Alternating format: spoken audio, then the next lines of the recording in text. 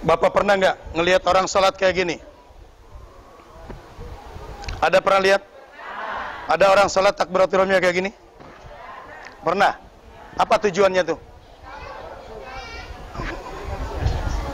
Ketika ambo tanyo, bako mau itu letak tangan di situ, saya yang ngajarkan, nggak ada mau diikut jambusan, mau diikut saja, baletan tangan mau diikut. Allahu Akbar. Kok lai itu pendapatnya anda baado? Kok lai betul mau itu nama ado? Dan biasa bapak di mana letak tangan? Ya lai mau diikut pak? Akhirnya untuk menutup setan. Oh, jadi setan kok di mana bu? Lai pernah ibu ngelihat setan? Enggak. Bapak lai pernah ngelihat setan? Enggak. Lai pernah apa lihat setan? Ragu bapak. Kalau lai pernah lihat setan pak? Kadang-kadang di atas rumah suami marah sama istri. Dasar istri.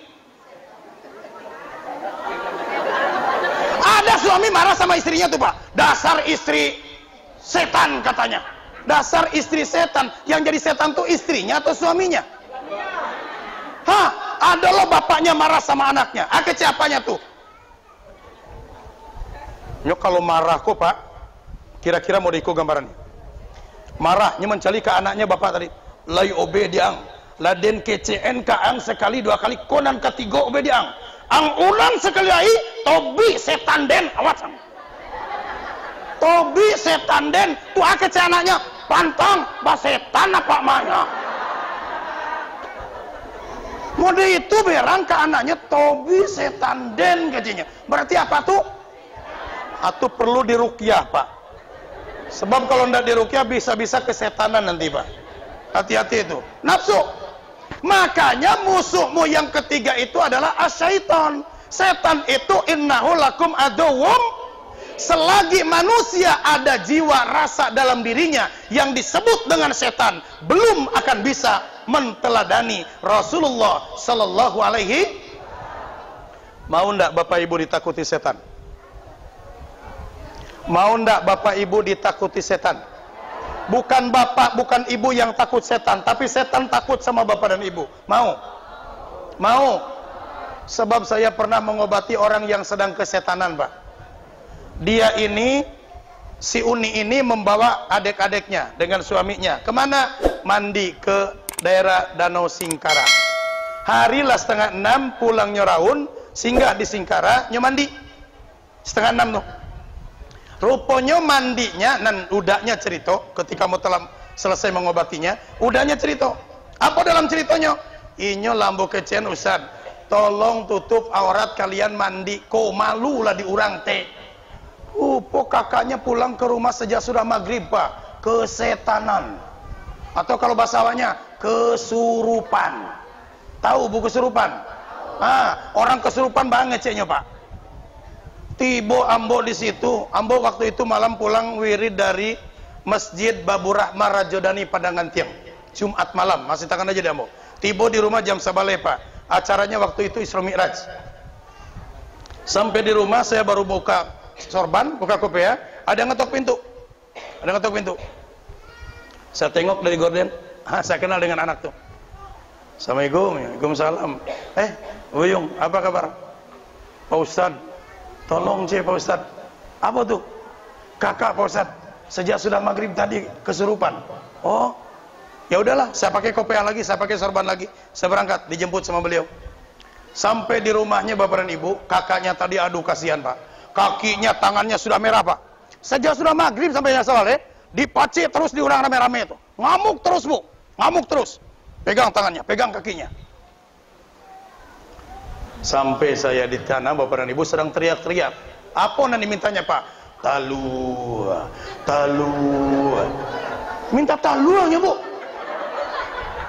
Sedang minta talu. Rupa ndak lama sudah tuh ada kakaknya serang lagi dari dapur datang. Nyobao telur ayam beras 3 buah dia tepingan.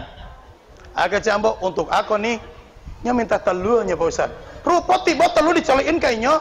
Minta nak telur itu deh Pak. Telur ayam kampung. Oh, kok setan gue ya babayo kecawanya. Oh, bedinyo telur ayam beras Pak. Kecek kakaknya tadi Nabi itu udah Pak Ustaz, ada ayam di belakang serang batalu ambo ambil telu di ndak usah simpan telu kok ke dapur balik, mungkin besok bisa dibuat telu dadar untuk makan nasi goreng kecek ambo, letaklah ke dapur, jangan dituruti keinginannya setan tuh mah. Kini bitu sela kecek ambo, pegang dah, pegang kasih buyung tadi, pegang tangannya, pegang kakinya nih, biar ambo coli wajahnya. Bismillahirrahmanirrahim, dengan izin Allah Bapak dan Ibu, saya lihat wajahnya sedang kusut, maklum ya Pak, sedang tidak sadar, sedang kesetanan. Baru ambo duduk di muko Pak, di muko beliau, lu nangga Pak, baru duduk di mukonya tua, langsung mencari kamu Pak, bacelin ince matonya tuh Pak, lah itu buce mato, mode itu berangnya kamu Pak, lu nangga dong, kalau ndak dipocin tabalut tangan kakinya tuh Pak. Aduh kamu. Oke jamu dalam hati astagfirullahaladzim. Udah pegang deh tangannya. Sama-sama kita berdoa. Ini ilmu Pak. Bapak kalau ketemu anak, saudara, keluarga, tetangga yang kesurupan, jangan lari Pak. Minta tolong kadusananya pegang. Pak bacakan ayat kursi. Yakin sajalah, itu ayat Al-Quran Pak. Yakin. Ya Allah, dengan izin Allah, saya punya kalimat yang diberikan oleh Kiai. Saya baca. Selesai saya baca. Karena suruhannya seperti itu. Sudah saya baca, saya lapkan ke mukanya, saya buang ke bawah ketiak saya Pak, sebelah kiri. Saya nggak tahu apa yang dibuang, saya nggak tahu Pak. Cuma setelah itu langsung mereka Pak, langsung tekulai. Baru ditidurkan, matanya sudah terbuka. Akece ambo dah dudukan salah. Baru didudukan Pak menceli ke ambo. Ustaz. Sabanta komando kambo. Mudah itunya. Sudah nampak matona sabana mato kok Pak. Ustaz. Akece ambo dalam hati, iyo den Ustaz gua ngalai. Itu. Ya tadi ambo dibentaknya dinyo. Nyurit jual. Baru sadar baru dia Pak. Hati-hati Pak. Ketika manusia itu kesetanan Bapak dan Ibu, dia tidak akan lihat mana anaknya, mana istrinya, mana saudaranya, mana keluarganya. Kapan perlu apa yang ada dekatnya, dia gunakan untuk membunuhnya atau menyiksanya. Maka tidak heran kalau hari ini banyak kejadian-kejadian yang di luar akal dan nalar kita. Kenapa? Karena manusianya sedang tiga. Yang keempat nih musuh yang paling berat Pak, syaitonul insi. Bentuknya manusia tapi jiwanya setan. Naudzubillahi min, itu musuh kita Bapak dan Ibu. Maka dari itu hati-hati. Di diri ini ada akal, ada nafsu. Untuk apa akal? Membedakan mana yang baik, mana yang buruk, mana perintah, mana larangan. Dan ingat, nafsu yang akan menghancurkan jiwa kita. Kendalikan dengan cara apa? Satu, Bapak Ibu miliki, kalau ingin ditakuti setan, ikhlas dalam beramal. Silakan tengok firman Allah dalam surah Al-Hajj.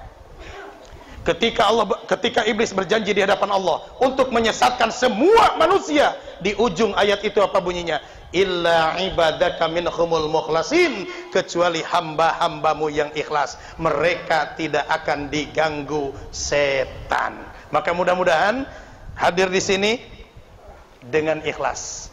Ibadah yang kita perbuat dengan ikhlas, sehingga hidup kita dunia sampai akhirat, terutama di saat sakaratul maut, kita ditakuti oleh setan. Lanjut. MANU. Kalau ingin menteladani Rasulullah, manusia itu makhluk yang uswatun Pak di diri kita, karena hidup manusia itu mencontoh. Kini saya tanya, Bapak Ibu sholatnya seperti sholat siapa? Loh kok diam? Bapak Ibu sholatnya seperti sholat siapa? Seperti sholat Rasulullah. Lalu pernah Bapak Ibu lihat Nabi sholat? Hah? Enggak, terus?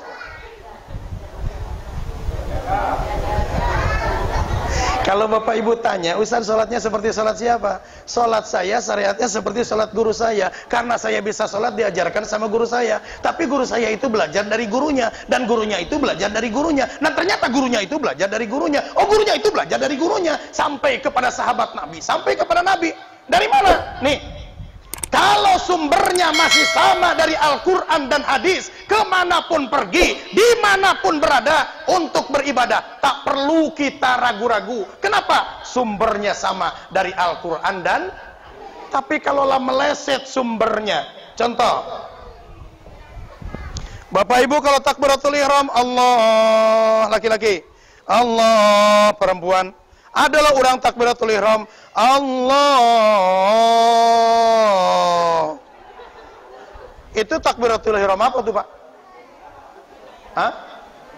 Awal kalau ruku kasabhatin wahidatin. Kalau ruku sama seperti papan yang lurus antara kepala dengan punggung. Luruskan. Allah. Tibadinya ruku. Allah. Oh. Itu ruku apaan itu? Jangan ditiru, jangan diikuti, jangan diteladani. Kenapa? Tidak ada dari Al-Qur'annya, tidak ada dari hadisnya. Kalau tidak dicontohkan Nabi.